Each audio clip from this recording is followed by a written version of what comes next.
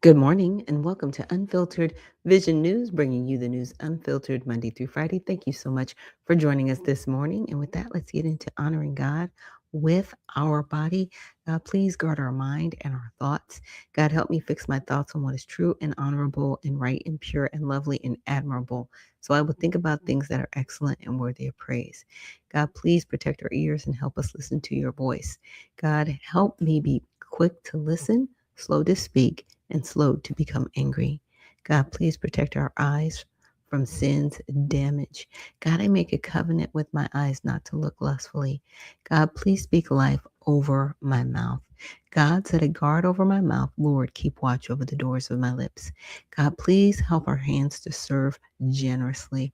God, help me to do good to everyone, and especially to those who belong to our family in the faith. God, please protect our reproductive organs.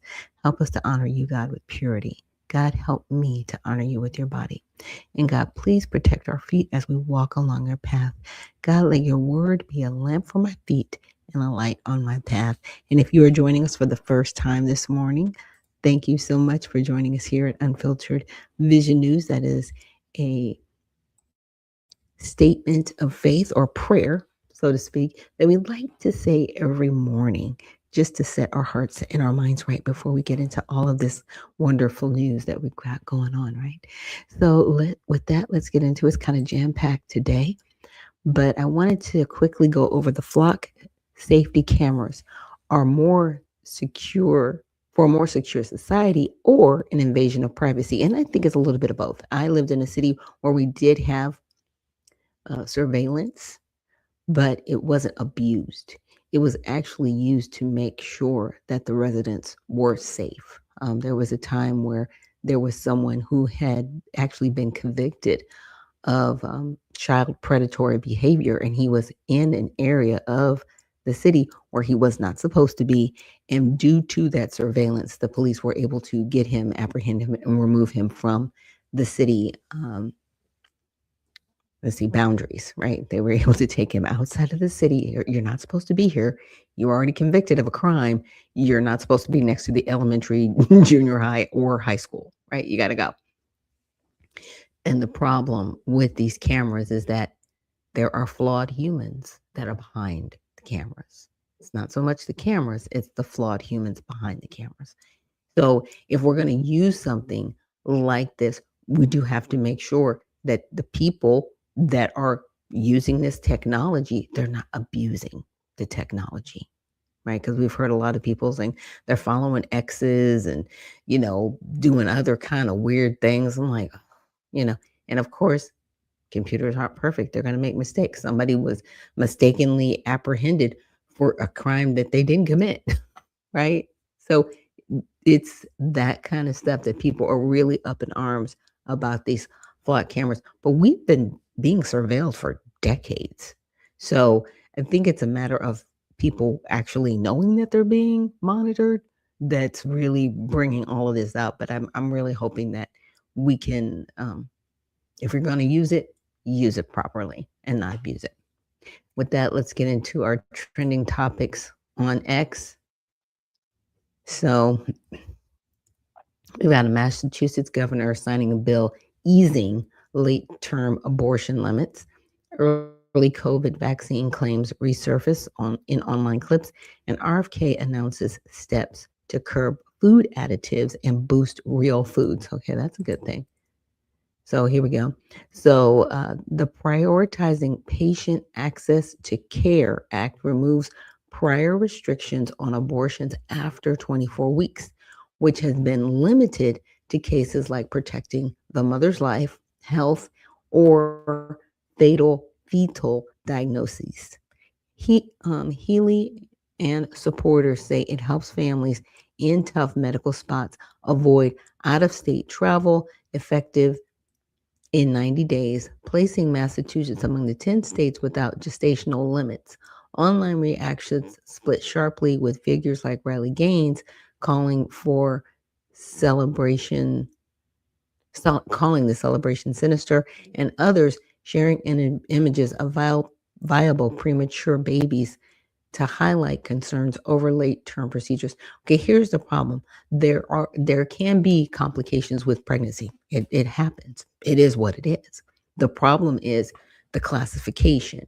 Now, why are you classifying if a baby dies prematurely or the mother's in danger and they have to take the baby early? That's not an abortion. That's kind of core for par for the course. When you're pregnant, okay, things can happen. This is why you have these procedures in place. And so the life of the mother is okay and the life of the child is okay in some instances. But that's not what you're doing. You're saying it's okay to abort a baby after 24 weeks. That's what you're saying. And you're using these other procedures as an excuse to do that. That's it. That's where we are. And people may not like me saying it like that, but that's what it is. Because there's always been ectopic pregnancies and they've had to take care of it. It's never been classified as an abortion. It's an ectopic pregnancy that can kill you if it bursts or whatever.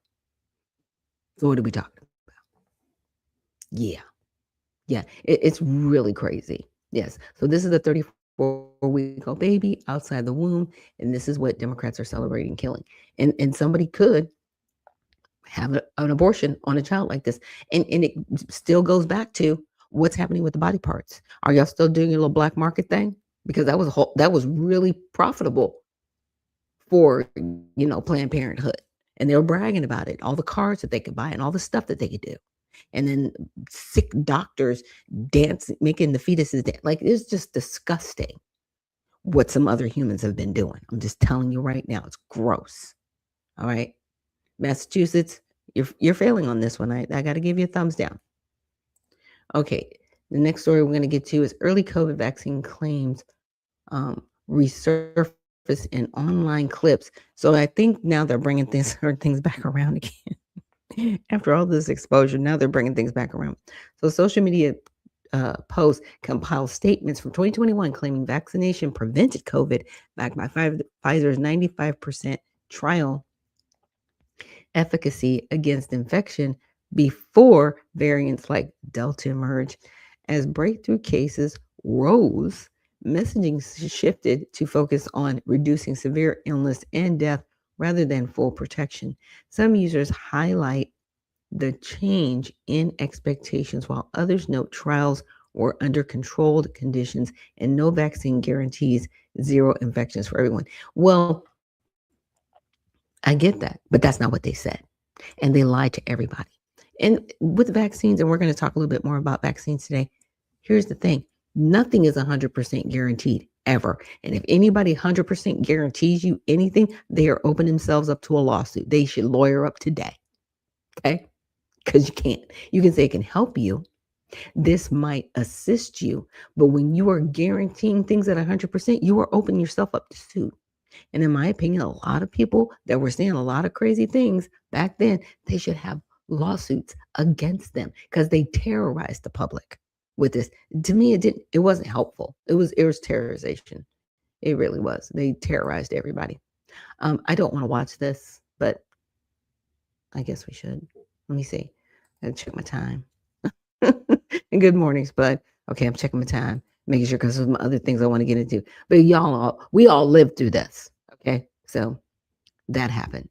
All right, next thing I wanted to get into, RFK announces steps to curb food additives and boost real foods. So the Trump administration's Make America Healthy Again initiative includes a proposed FDA rule requiring companies to notify regulators about GRAS ingredients, closing a loophole for additives without prior review. Kellogg's is dropping artificial colors from Fruit Loops and Apple Jacks a year early, switching to natural options like fruit and vegetable juices. Officials also advanced a definition of ultra processed foods linked to chronic diseases, while school lunch efforts bring back whole milk through new farm to school grants. I'm glad things need to be changing.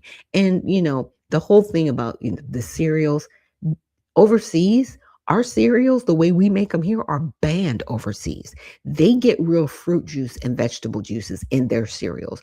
And no, they're not as bright and colorful and all that stuff because it's actual real food. What are we talking about? But thank you, RFK, for getting it done, sir. Now let's get to the meat of the program. And this is Tell It All Tuesday. Thank you guys again for joining me. So, breaking, President Trump signs executive order reducing the number of childhood vaccines recommended in the United States. So, America's recommended more childhood vaccines than any other peer nation, and even twice as many doses as some European countries. So, this little picture right here, as you can see, in 1996, there were what looks like no, it says 7 doses. Now they're up to 22 doses once the baby comes out. Like, what are y'all doing? It's just gross. It really is. But let's check out what President Trump's got to say. Recommended more childhood vaccines than any peer nation, and even twice as many doses as some European countries, and even more than that. In many cases, we were requiring 72 jabs for our beautiful, healthy, lovely, delicate little children, including giving the hepatitis B shot to infants and newborns on top of many other vaccinations. The hepatitis B shouldn't be given until they're 14 or 15 years old. They were given early. Effective immediately, my administration is recognizing gold standard childhood vaccine recommendations for only 11 core vaccinations against the most serious and dangerous diseases, along with the MMR, which hopefully will be split up. You have the MMR, we want it in 3 separate vaccinations given at separate times. Together, there could be a possibility they're quite lethal, and separately, it looks like they are not at all lethal, but just very effective.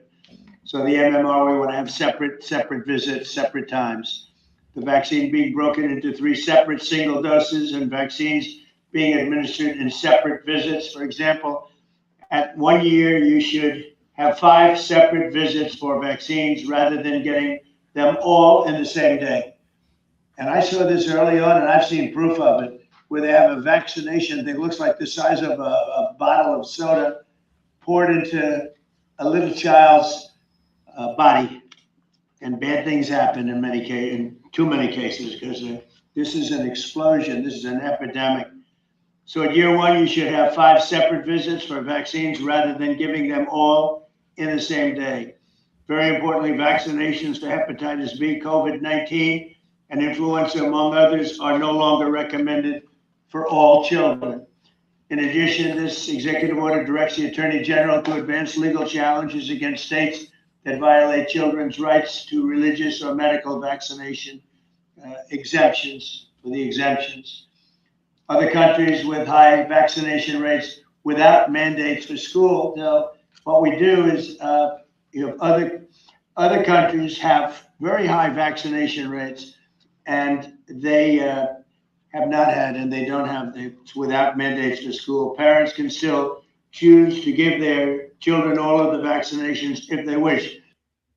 Yeah, that's it. So what's happening is it's going to be fewer vaccines. So everybody needs to calm down, cool your jets. It's going to be fewer. I like that they're bringing up the MMR because some individuals can't handle all 3 doses at the same time. He just said, he says, not that they're not effective, but when you give it to a human being all at the same time, everybody reacts differently. And we're going to get into that. So just let's put a pin in that, as they should say, for a second, and then we'll get right back to it. But of course, this is Tell It All Tuesday, so we have to go off the rails here for a second because I came across some videos that I wanted to share with you guys. Ronald McDonald, not the one you remember from the commercials. The smell of fresh paint, the mystery of 16 missing children. In the late 1890s, a wandering entertainer named Ronald McDonald traveled between county fairs across the American Midwest. He wore a bright red suit, a dark waistcoat, white gloves, and a painted smile that stretched unnaturally wide. He called his tent the Happy Meal. Children entered for free. Inside, the lights were dim. The air smelled of warm bread and fresh varnish. Every child received a small paper box, red with a yellow emblem. Inside was a soft bread roll, a slice of cold meat, a hand-carved wooden toy, and a small card that read, "Eat up, come back tomorrow." Parents suspected nothing, but the children left strangely quiet, their faces pale. Some refused to eat, others stopped speaking completely. By the end of the summer, 16 children had disappeared from towns where Ronald's tent had appeared. When authorities searched his wagon, they found almost nothing, only rolls of red and yellow fabric and dozens of unused paper boxes. Years later, an advertising company searching for inspiration purchased an old carnival poster. They kept the name, they kept the colors, they kept the smile, and ever since, people have unknowingly recognized the face of a supposed killer. Can't make that stuff up. And the things that we know about McDonald's food. Yeah, kind of makes a little bit more sense to me now. All right, and moving on. Of the country, the Bahamians have their country, and it is our country, and we could decide how we want to run our fair. Take a little bit too long. From they burn the Bahamian flag, they're supposed to be deported out here. How our government could give them privilege to have Flag Day in the Bahamas. On top of that, they've actually disfigured our flag by burning it. They also had parades for their various leaders in the Bahamas. When most of them come here, they've already gotten everything free. I mean, and some of them are they owned restaurants and fruit stands and all of this stuff. Why not have them pay their own ticket back? When you come into this country legal, then you have your children, they born here illegal. You understand? It becomes now a burden on the country that they exist in. Additionally, there are many Bahamians who feel that governments of the day took far too long to deal with this immigration problem, which has enabled illegal migrants to feel that they are more than equal in this country. Oh, did y'all hear all of that? They're upset because the Haitians have come in and taken what? Why are you upset? Well, why are you upset? Because see, you expect America to just take it, right? We're supposed to just take it. We're not supposed to say nothing. We're not supposed to get upset. And the Bahamians are like, they shouldn't be here. They shouldn't be doing that here in our country. Then every Bahamian that is on American soil, I want that same energy. I want y'all to have that same energy. Okay? Always. Because now we know we need to have it. Because it's not just people from Haiti. It's people from Holland. It's people from New Zealand. It's people from all over the world that come here illegally and think they just have the right to stay. I'm going to tell you now, you need to go home today. And if you get caught, and I'm kind of hoping you get caught and have to be deported, because that means you can never come back again. And I'm down with that. Because if you don't leave now to do it to come here the right way, you don't ever deserve to step your foot on American soil. That's where I'm at. Get out. Get off the soil. Get out the country. Nobody wants you here. You've worn out your welcome. We're over it. But I thought it was very fascinating to see how Bahamians reacted to Haitians coming into their country illegally, getting resources and being propped up over the Bahamian citizens. I just found it fascinating. Now let's get into more of just understanding the vaccines. A story parents who want to pay very close attention to here as you're waking up. A new executive order from President Donald Trump is calling for changes to childhood vaccine recommendations. So if your child is heading back to school in just a couple of weeks, doctors and state leaders say the science has not changed, and neither have Connecticut's requirements. Your reporter Anna Stansfield live outside the Department of Health with all these details for us. Good morning, Anna. Okay, good morning. With the first day of school for most kids here in Connecticut just a few weeks away, we know this is a big story for parents and their kids as well, as a lot of them are waking up this morning with the same questions. What does this mean for my kids' back to school vaccine schedule? This new executive order comes after the president's long-held belief that certain shots should be spaced out. It recommends separating the measles, mumps, and rubella, or MMR, vaccine into 3 different shots given at 3 different appointments. His administration says this change aims to generate trust in vaccine-hesitant parents, but the order is just a recommendation, meaning states still have control over school vaccine requirements, and leaders say nothing will change in Connecticut. In a statement, Governor Ned Fred Lamont said, quote, the dangerous executive order signed by President Trump lacks scientific backing, revives a discredited link between childhood vaccines and autism, and undermines public health objectives.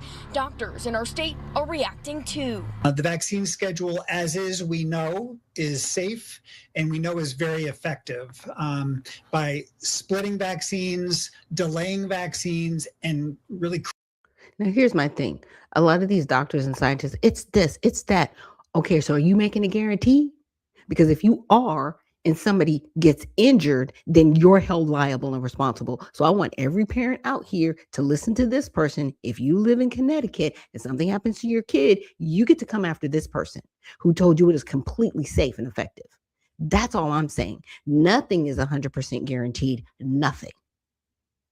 Creating your own vaccine schedule, it creates numerous hazards, including no, it doesn't. Making you wonder whether the vaccines are as effective. And the reason why I say no, it doesn't, because they don't have any studies to prove that. They just say things. Where's your study? Where's your proof? They don't have it because they don't study it. It's not documented, but we're going to get into that. And this morning, as you get ready for that first day of school here in just a few weeks, you will still need to make sure that your child's proof of immunization has been sent to the school before they get back into the classroom, just like you would any other year. I'm your reporter live in Hartford. And you know, what's really fascinating and amazing, see, what a lot of people don't understand is when we're going through the whole COVID issue, and then we had a huge influx of people from other countries that did come here illegally, claiming to be asylum seekers, refugees, so on and so forth.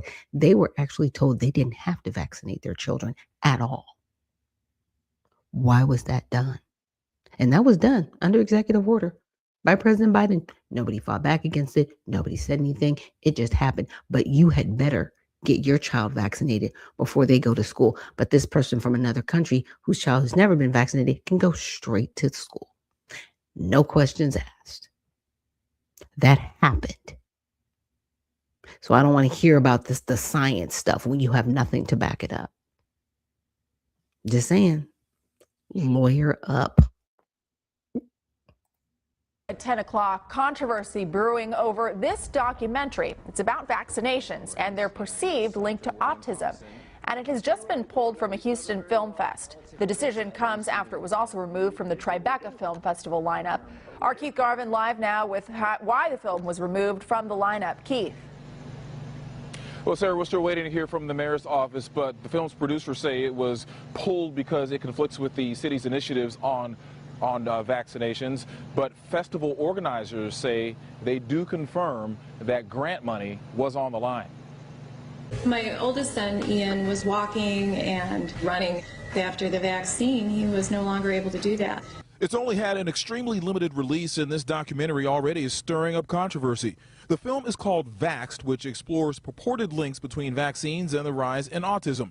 Scheduled to appear at the 49th Annual World Fest Houston Film Festival, even after the film was pulled for eligibility reasons, its producers say the festival was pressured and threatened to not show it.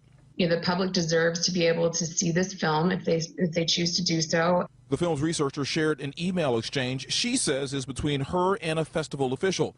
The official supposedly wrote, "After very threatening calls late yesterday from high Houston government officials, we had no choice but to drop the film.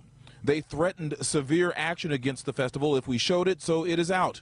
Their actions would have cost us more than $100,000 in grants." We spoke to the festival's founding director, who says there's no way the film was going to show. Of course not, because we would have lost about $100,000 in sponsorship overnight. And that's because of the pressure you will receive. Yeah, exactly. The film's producers believe the alleged negative response by government officials will only serve to make more people want to see it. The documentary was born to try to get the story out there to as many people as possible. And we have reached out to the mayor's office and are waiting for a response. In the meantime, the film's producers say that it will show at several other festivals across the country and will open at theaters nationwide. Now, this was about 8 years ago. So this is about 2018. So this was prior to COVID, 2018. And they were trying to shut this down. They were like, we do not want the public to think. We just want them to believe whatever we say. Right? You know how Anthony Fauci would come on and say, I am the science. No, you're not. You're a human being. You are flawed and you can be wrong. And if you do not have actual data to back up what you're saying, because they don't, because they never did a study to see, well, what does life look like with a child that's completely unvaccinated, never had any type of vaccinations compared to a child that's on the full schedule? They've never done that study. Let me say this again. They've never done the study, but they keep telling us you have to do this. I'm not doing that ever. Now, I did get my children vaccinated because I was vaccinated growing up. Or, you just told, you're like, okay, let's do this. And I didn't question it. But see, the whole thing with autism wasn't really big until after my children were almost finished with their schedules. And what I noticed is that the shots had tripled since my daughter was born. She's in her 30s now. Why did they need more? She's safe. She's great. Why did they need more? Again, let's check some of these. I'm not going to play the whole documentaries because they're a few hours long, but I will play a little bit, and I'm going to send you guys the link in the repost. I'm Del Bigtree, executive producer of An Inconvenient Study and founder and CEO of Informed Consent Action Network, ICAN. What you're about to see is one of the most important stories I've ever told. It's a story of a top infectious disease expert, a study that might have never seen the light of day, and shocking data that could change everything we think we know about childhood health. When the credits roll, I'll be back to share how you can help us deliver an inconvenient study to every corner of the globe. Thank you for being here. And now, I hope you enjoy the film.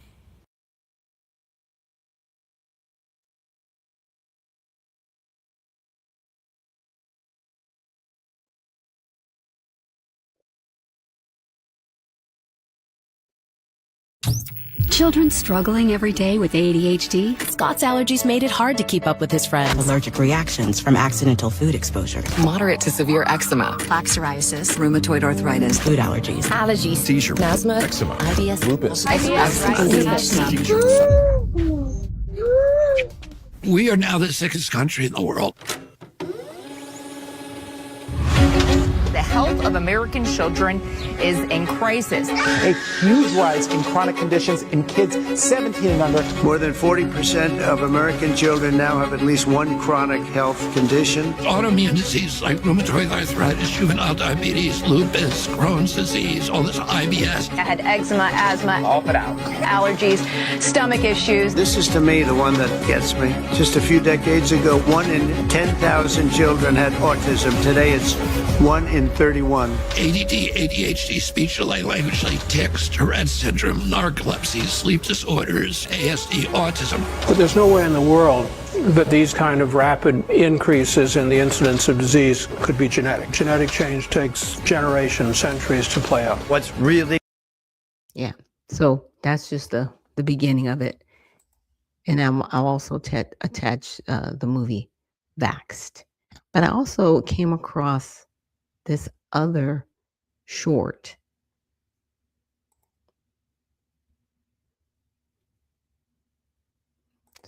Right. And, and there's a lot of information and more importantly, misinformation circulating online. What do you want viewers to know about the safety and effectiveness of the MMR vaccine? I want to be clear and direct. Yes. The MMR vaccine is safe. It is effective and it has one of the strongest evidence bases of any vaccine that we have. Okay. Here's the problem with her statement. You're making a blanket statement saying it's safe. What happens when somebody gets injured? What are you going to say? Because you can't say it's not the vaccine if they were fine before they got it. That's the problem.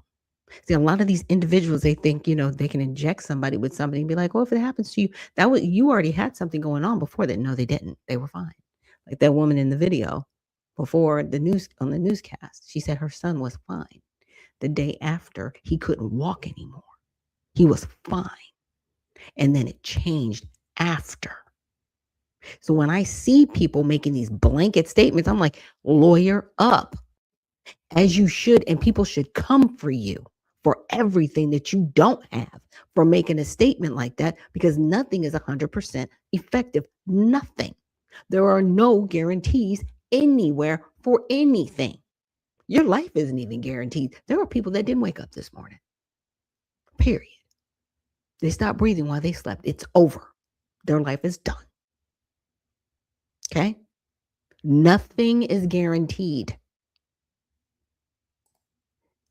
So before we get out of here, I just wanted to share a little something. I said, can you give me information on the CDC's role in informing the public about the MMR study in regards to higher risk of autism for Black male children? So there was a 2004 study. It examined the timing of the first MMR vaccine and autism diagnoses in a population-based sample of children in metropolitan Atlanta, because that's the headquarters for the CDC. It compared children with autism to match controls and looked at vaccination by 18, 24, and 36 months of age.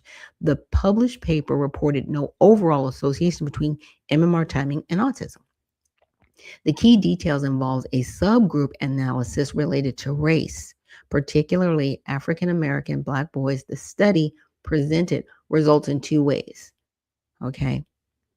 So the published paper focused race stratified results on the birth certificate subset. It did not present race specific results for the full sample in the same way.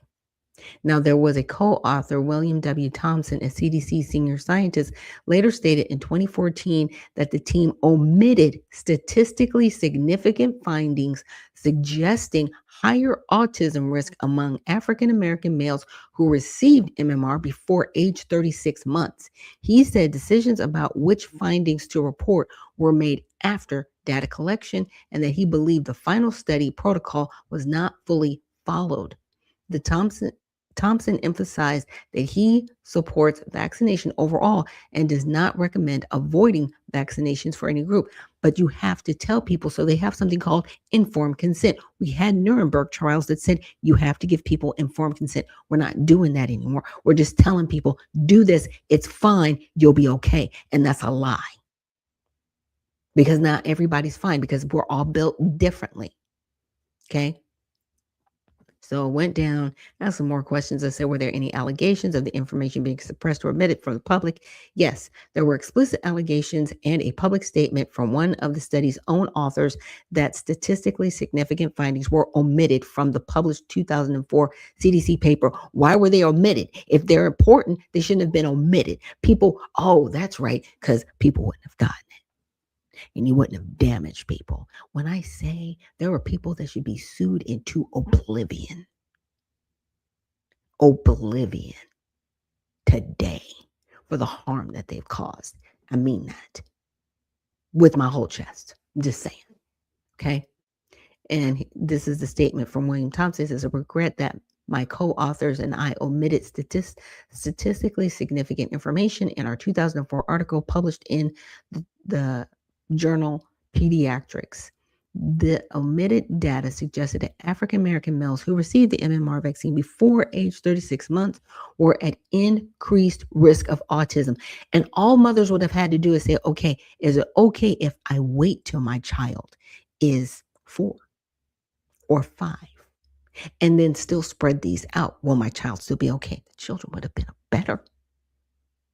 If it's all right, if the information is saying, hey, there's a particular set at risk, those parents should have at least been told so they could have made an informed decision. Did they? No. They were told, if you don't do this, you're a bad parent. You have to do this. It's disgusting. So decisions were made regarding which findings to report after the data were collected. And I believe that the final study protocol was not followed. Okay. So I said, can you give me a list of the ingredients in the MMR vaccine, the link to the patent, because I want to know where the patent is, because all of these vaccines have patents and they're worth billions of dollars. So is the CDC supposed to be there for health reasons, or is it there to just make patents that make them billions of dollars? What are you there for? What is the reason? Because you're failing. And it's been a failure, in my opinion, since its existence, because the only thing that it's been there to do is to make patents and put out vaccine information that could be true or false, right? And just make money. And use the government as cover to do it. So they're protected. It's gross. You're a failure as an organization, as an agency. And I think it should be disbanded, dismantled, and everybody be prosecuted for anything that you did to harm the American people, period. So here's the accurate information on the official U.S. prescribing information for the 2 MMR vaccines currently available in the United States. Okay, so here's some of the dosages, 0.5 milliliters. And then some of the active ingredients is it's got a chicken embryo cell culture. It's got a live mumps virus. It's got a live measles virus. It has a live rubella virus. And again, on the chicken embryos. And this one uses a human diploid lung fibroblast. And here are some of the inactive ingredients: xylitol, sucrose, hydrolyzed gelatin, recombinant human albumin, fetal bovine serum. So why is there fetal stuff in here? Why is there human stuff in here? Okay. Does anybody see these? See, when they give you the fact sheet, they just tell you, hey, you might get a fever, you might, this might happen, but you don't see the warning label. These are warnings. Severe immune suppression.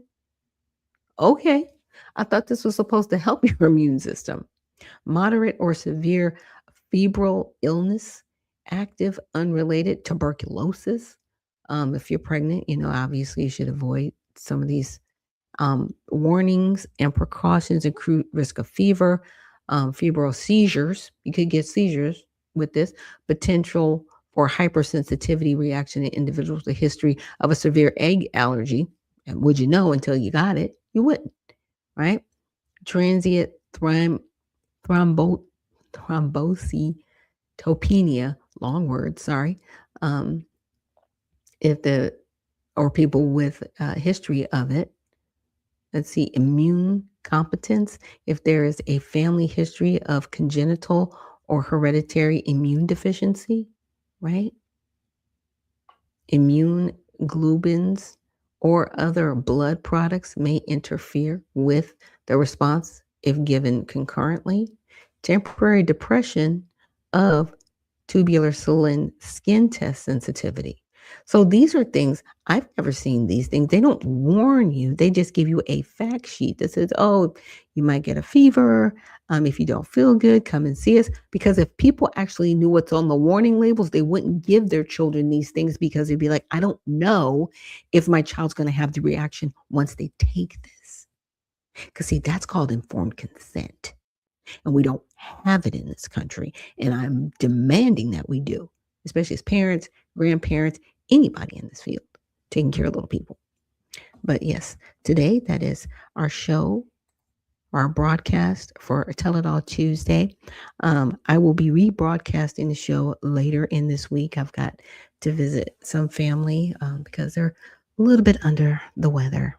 So I'm going to be checking them out and going to see them. So thank you guys for always joining me here on Unfiltered Vision News. I really appreciate it. Please remember to like, share, and subscribe. We are live on X, YouTube, and Facebook. So remember, stay well, stay focused, and stay unfiltered. We'll see you in the next one.